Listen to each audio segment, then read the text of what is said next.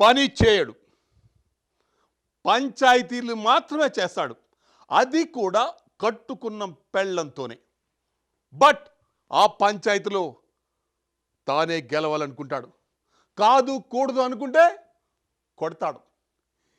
ఇదెక్కడ సంత అని ఏదో సర్దుకుపోయింది ఆ ఇల్లాలు.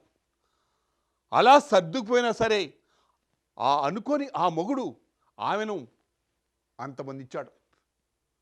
కట్టె తీసుకొని అతి దారుణంగా కొట్టాడు. ఇంతకీ ఆమె చేసిన తప్పేంటంటే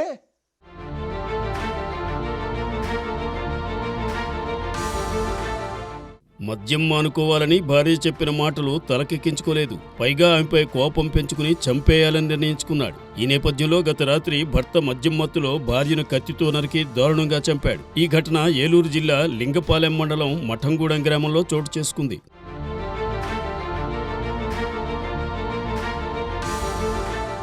మఠంగూడెం గ్రామానికి చెందిన జక్కంపూడి మారేశ్వరరావు అనే వ్యక్తి కామరపుకోట మండలం కళ్ళుచెరువు గ్రామానికి చెందిన నాగమణిని వివాహం చేసుకున్నాడు. వీరికి 2 సంతానం. మారేశ్వరరావు కూలీ పనులు చేసుకుంటూ జీవనం సాగిస్తున్నాడు. అయితే గత కొంతకాలంగా మద్యానికి బానిసై ఏ పనులు చేయకుండా ఇంటి వద్దనే ఉంటున్నాడు. భార్య నాగమణి కూలీ పనులకు వెళ్తూ కుటుంబాన్ని పోషిస్తోంది.